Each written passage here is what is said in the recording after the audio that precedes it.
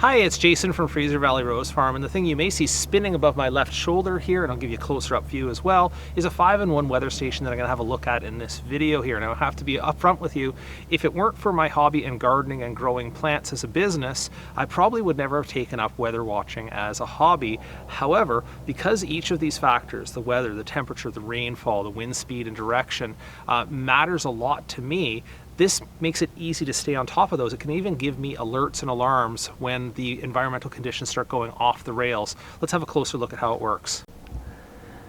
Looking at the instrument here, it is installed outdoors with the solar panel. You see that on the very front here facing south. That's important because that faces the sun here in the northern hemisphere to help it collect energy for the instruments, but it also helps it to calibrate the wind direction. So you'll see a funnel on the front there that collects the rainwater, and just below the funnel and the solar panel you will see a wind vane that gives it the wind direction. So with knowing that that solar panel is facing south, wherever the wind is blowing, that wind vane reports it. Across the back there you see the spinny part. That is wind speed. So the faster the wind is coming, the faster those cups spin, and then it sends all of that data, including the temperature and humidity that it collects from sensors elsewhere on the gadget.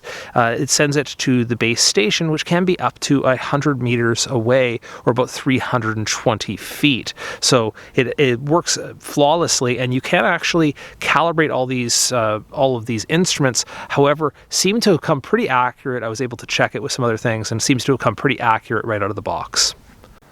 This is the base station where all of the data is sent to, and this is a little over a 10-inch screen, so it's actually quite easy to read.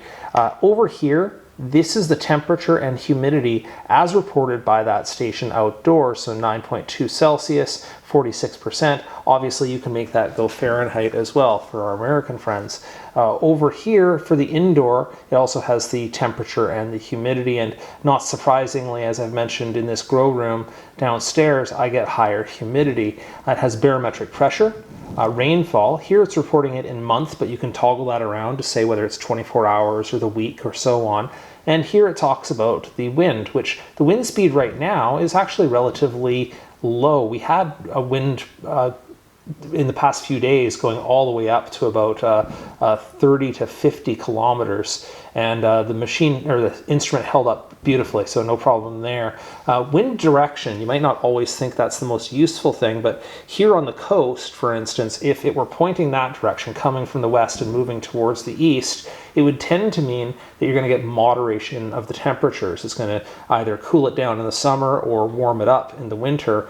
If it's going this direction, especially in the winter here, that's kind of a warning that we could have outflow or colder winds coming in towards us. So it's just something to keep an eye on. Also does the date and time, moon phase, and so on. But the important thing I mentioned is that you can place independent alarms on many of these things. So you can say, if the temperature drops below, say, 0, freezing, that might be a time to trigger an alarm where you have to go out there and drain the water or so on. If the humidity or the barometric pressure has a rapid change.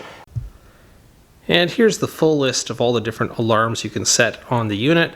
Of course, most of these I'm sure I would never use, but it's good to know it's flexible to whatever I would need.